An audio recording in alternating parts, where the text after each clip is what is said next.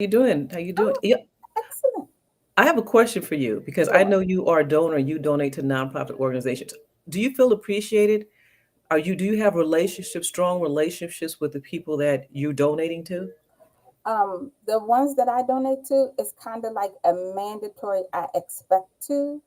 I expect them to show me ways of appreciating me, even if it's just a thank you letter that I receive after I give a donation. Mm-hmm. I really appreciate it when I get a little, you know, a little thank you in the mail, or whatever. Or it could be emailed. It doesn't have to have that stamp. And now postage is going up crazy. Postage is going up again. And that's it. You talk about you expect to see something, because donors like to feel appreciated, but that builds stronger donor relationships. Like, how do you build Exactly. stronger donor relationships with your donors so they will continue to give to you year after year, and then whenever they decide to give, or that your organization automatically comes in mind, because it's that relationship building that is so important. It's not like just give me some money and then I don't have to see you again and until I'm ready to ask you for more money over the next year. Exactly. We touched on this a little bit when we talked last week about just making sure ways to say thank you to your donors. And I mentioned that I used to do um, a little appreciation party for they were my clients, so it's a little different, but it was an appreciation. So we did a once a year. It was an annual thing. I do hors d'oeuvres and appetizers. Let them walk away with a little gift bag with just a little pen and paper, pen and post-it note in it or whatever. But it was my way of saying thank you so much for my business, for doing business with me this year. I Mhm. had so many repeat clients because I did that little extra thing. And then if they didn't really want to do the business, like go through the whole sales thing with me, I got referrals because I did that. Mhm. So even we were talking earlier, like you said, like take your donors out to lunch, or but and I think you mentioned this too before, so I hope I'm not talking too fast, but you don't want to spend a lot of money, Mm-mm. because you do not want your donors to think that this is what their money has gone to, Mhm. as opposed to what they're giving you the money for, which is to further the business of the organization. Mhm. And it's really interesting how they build better relationships. You ever heard of the love language? Yeah, Everybody has a love language, and the same thing with your donors. So it will be okay to say you're a donor. I would love for you to complete this survey so you can find out how your donors want to be appreciated. You don't appreciate them because that's not how you build a relationship. Is you treat everybody the same. You got right, to build a relationship. You got to really treat people the way they wanted to be treated. So some people may like a card. Others may just want a phone call. Others may just want to know what you're doing. Others may want to be just leave me alone, just keep doing a good cause. And so you want to probably take that love language and ask your clients, would you do this survey? So yeah, I can know how to appreciate you. And don't just appreciate them during the holidays.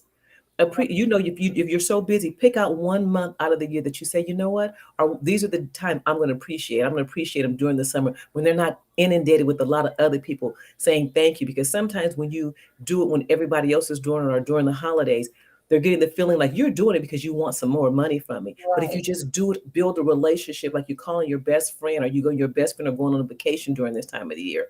That's a good way to build a stronger relationship with your donors. I agree. I also will add to that, most nonprofits, their calendar year is June 1st to July. Am I saying that right? July 1st to No, June July 30th. 1st to June 30th. Hmm. And so what that means then is the end of your calendar year is in the summer. Two things I think all nonprofit organizations should do. And I think they're a nice way to say, thank you. It is general, it goes across the board. But one, you should send out a donor thank you letter to all of your donors for their end of the year taxes, to say, like, we've kept track and you've given $1 million. So thank you so much for that. Right. Mhm. But the other thing, and I don't think enough nonprofits do this, and I get it can be kind of tough. But if I'm donating to your organization and you tell me you're feeding kids, submit something at the end of your fiscal year, like a what we call it, Annual a report annual or report. mhm. Submit something. It can be 5 pages. It doesn't have to be bound and all of this. You can just put it in a PDF and send it via email if you want. But submit an annual report showing me how you've actually used the money that I've given you. Don't make me work to find it by going through GodStar.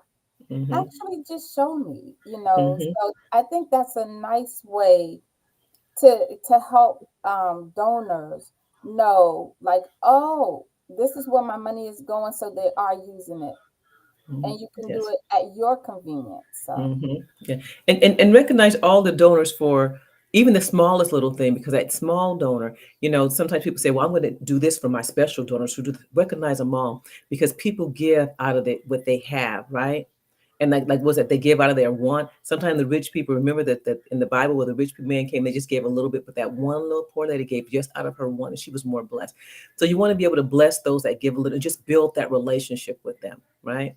You know, yeah, hmm and sometimes just invite, and don't something we talked about last time is doing something for all of them at one time, and then sometimes just take one at a time, because that's building that relationship, to make that relationship stronger with them. Take some time out of your calendar. I just called to tell you how you doing, and let them get to know you as a person, yeah, because you're building relationships, and then let them get to know the staff.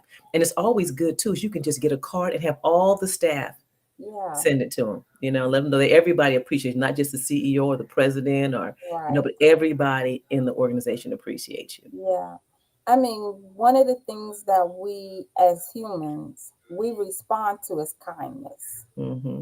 And that's just a kind thing to do. Yeah. And I think too, when you run an organization that is supposed to be, filling a need, you want to also make sure that the people who are helping you accomplish your mission feel appreciated. Yeah. So Yeah. that's the whole point of this month, where we're sharing ideas for you how to build.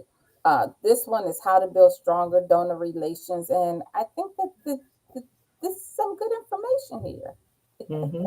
And hopefully you got a tip or a tact out of it. So we want to make sure we do for you is give you a tip or a tactic that you can use to help you run your organization and streamline it and collapse time a little bit, so you're not doing a whole lot of work, because that's one nonprofit founder to another. We know how busy it is, especially when you're starting, and how much work it can be. So take our little tips and our tactics. Come back. We'll be here next week. You should see another video from us. Come on back and get your tip and your tactic and go out and change the world. So thank you Awesome. for joining us.